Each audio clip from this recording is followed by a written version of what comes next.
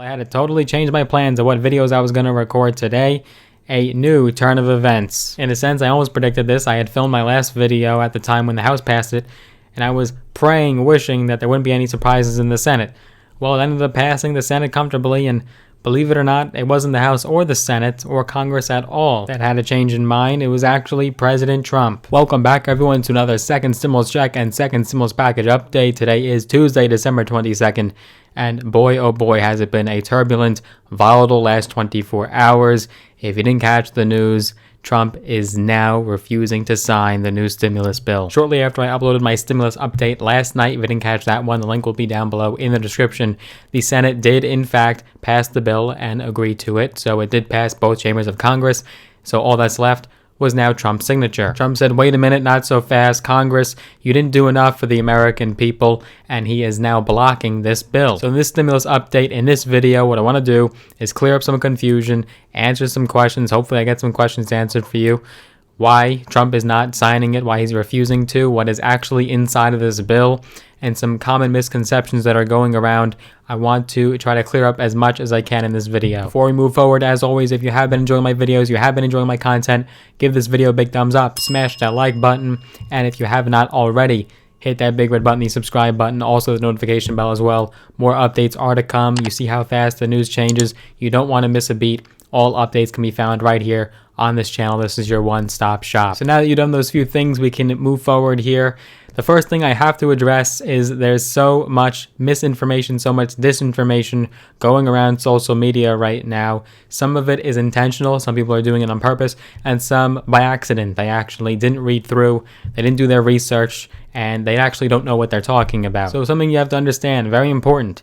There's the stimulus bill. That's the $900 billion bill that everyone's talking about. But there's also, separate from that bill, a $1.4 trillion government spending bill to fund the government through September.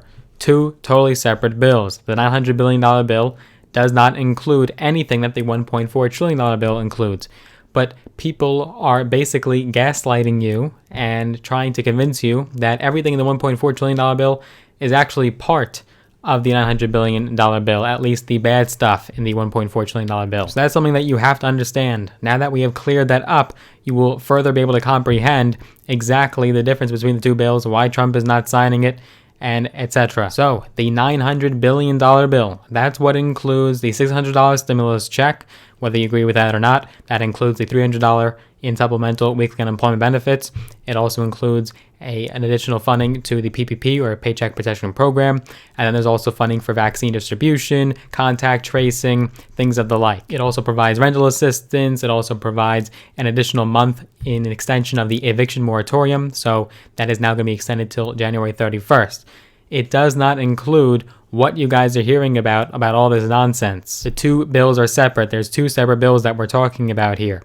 Yes, millions and billions of dollars are going to be going to other countries such as Pakistan and Egypt and Israel and Panama, but no, that is not part of the stimulus bill. So Trump is refusing to sign this bill. He is calling it a disgrace in his own words. He posted a video to Twitter today, essentially an Oval Office address in the sorts, because he addressed the nation on why he is not signing this bill, and rightfully so, as millions and millions of Americans are struggling and eagerly waiting stimulus and relief right now. He described parts of it as, quote, wasteful spending, and he then went on to say, the bill they are planning to send back to my desk is much different than anticipated.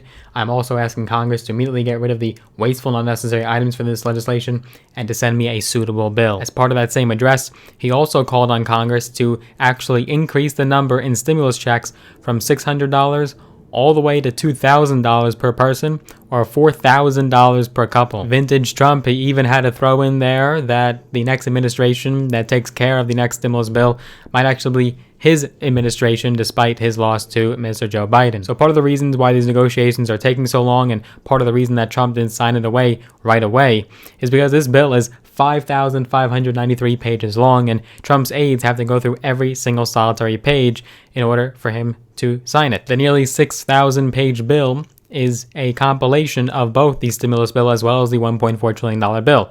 And you are absolutely correct. You are absolutely right in saying that there is a lot of wasteful spending and a ton of unnecessary items in there unrelated to COVID. But you have to understand that the parts that you're talking about are not in the stimulus bill. But yes, let's go through that wasteful spending. So, Exhibit A, quote, of the funds appropriated under Title III of the Act that are made available for assistance to Pakistan, not less than $15 million shall be made available for democracy programs, and not less than $10 million shall be made available for gender programs. You heard that correctly. $10 million will be going to Pakistan for gender programs. I think they can afford their own gender study programs. Exhibit B, in there is, believe it or not, quote, resource study of Springfield, Illinois race riot, which occurred in 1908. There's a statement of policy regarding the succession or reincarnation of the Dalai Lama. There's actually a commission tasked with educating consumers about the dangers associated with using or storing portable fuel containers for flammable liquids near an open flame. Yes, this is actually inside of the bill. Another $40 million will be allocated, quote, for the necessary expenses for the operation, maintenance, and security of the Kennedy Center, which received $25 million in another COVID relief bill earlier this year. And the Kennedy Center has been closed. You can't even go there right now, as Trump said in his address. $86 million for assistance to Cambodia, $130 million to Nepal, $135 million to Burma, $453 million to Ukraine, $700 million to Sudan. And then another exhibit. The bill also will create Women's History Museum and an American Latino Museum as part of the Smithsonian. Overall, the Smithsonian will get $1 billion. So whose fault is this? How did we get here? Is it the Democrats? Is it the Republicans? Is it McConnell? Is it Pelosi? Is it Trump? Whose fault is this? Well, I think all parties involved deserve some sort of blame. I think everyone gets a share of blame in this scenario. Congress as a whole, Democrats and Republicans, though, I think do deserve a majority of this blame. Months and months and months of negotiations, stagnation, accusatory statements, blaming, finger-pointing, dirty politics and tricks, and finally we got a relief bill. But wait a minute, we had enough money all along for all these unnecessary items unrelated to COVID. The American people, you, got crumbs, while all these other countries are going to be getting funding. Now, that's not part of the stimulus bill, but the fact that the stimulus bill took months and months and months to negotiate, but yet we were able to pull out of a hat all this funding for so much unnecessary items to people that don't even pay taxes here in the U.S. I don't think Pakistan pays any U.S. taxes. Why are they getting relief? Why are they getting funding? If you look at Republicans, they have completely gone back on some of their original ideas and proposals. The Republicans were trying for that smaller targeted $500 billion package, which includes absolutely no stimulus for you guys. They want to give you zero.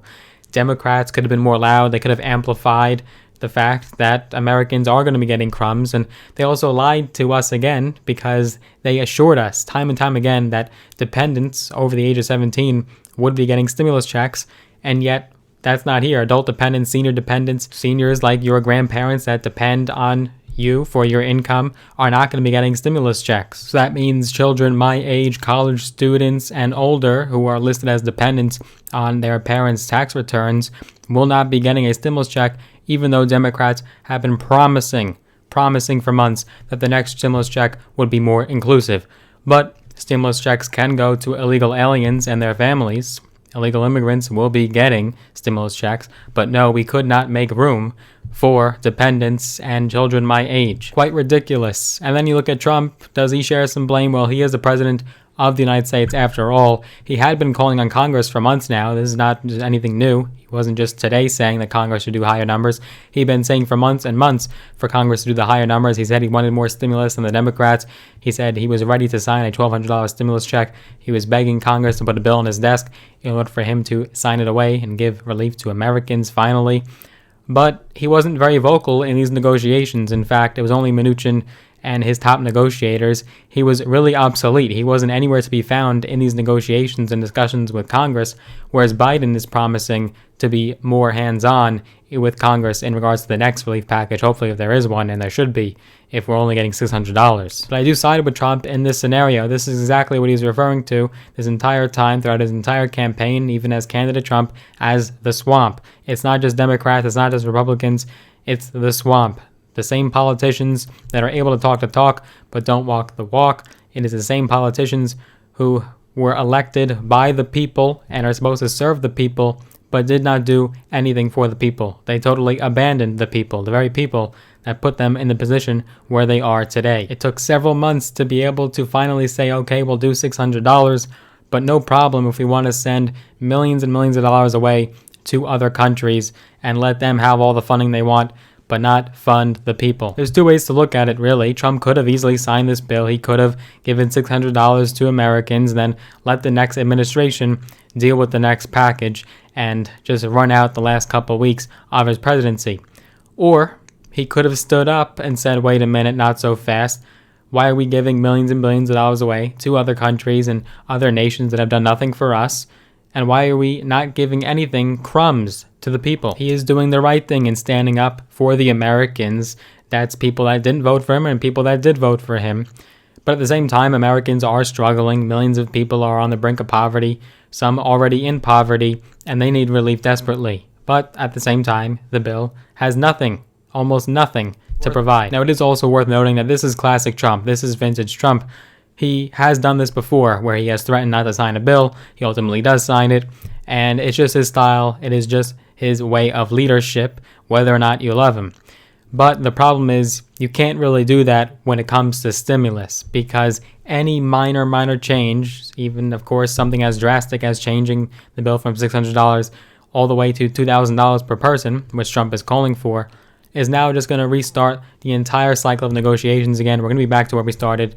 And ultimately, we will see a government shutdown because we are on the brink of that as well. It took us this long to get where we are, and now we need a whole other bill according to Trump. We have to totally do away with it. We have to remove all of this other language and garbage and waste and come up with a totally new bill. And as we know, Congress is not going to do that so swiftly. So at this point, you and I and the Americans are just sort of left wondering. We don't know what's going to happen. We don't know the direction of this bill. We don't know if it really is going to be signed into law. With less than a month to go in Trump's presidency, we don't know what he's going to do. He's already pardoned another 20 people today alone, and this could be the most tumultuous month yet of his entire administration. We don't know what's going to happen. It is totally uncertain. In a perfect world, in a utopia, Congress would say, oh yeah, okay, we'll just get rid of that extra nonsense and just give it to the people, but obviously that's not going to happen. But it does further underscore and highlight how broken and truly how corrupt Congress is. You saw the tax deductions they have in there for the wealthy, the 3 martini lunch, that provision and that legislation, that wording, but we cannot give the Americans any tax breaks. We cannot give them relief. We cannot provide them with direct funding. Absolutely ludicrous. Whatever happens with this bill, our true only hope is really going to be those Georgia runoff races. I don't care if you're Republican. I don't care if you're Democrat. The fact is, we have to have a Democratic majority Senate in order to provide more relief. We're just going to have to do it. And that's the way that the Biden administration is going to be able to handle and deliver relief to the American people, is if they take back control of the Senate. So I would implore you, if you do live in Georgia, to vote. If Trump ultimately does sign this bill at a rate of $600 per person, then we could look forward to January when this lame duck session is over, when Biden is in the White House, and we can start focusing on the next relief package, which will hopefully provide at least $1,200 in stimulus checks. So certainly an interesting sequence of events. We did not expect this to happen. It was expected that Trump would easily sign this bill with no issues, no problems. Some of the closest aides to President Trump were absolutely shocked, did not see this move occurring. More updates are to come. As we know, the news is constantly, consistently changing and cycling. All the updates can be found right here on this channel. This is your one-stop shop. I update you guys on everything that's going on in regards to stimulus, so you are going to want to stay tuned. Be sure you are subscribed. If you did enjoy this video, give it a big thumbs up, smash the like button, just to help with that YouTube algorithm, so that way more people actually get to the video and everyone will be more in the know. And be sure you are subscribed. Hit that big red button, hit that notification bell as well. That will notify you every single time I do post a new video. Looking forward to seeing you guys in the next video.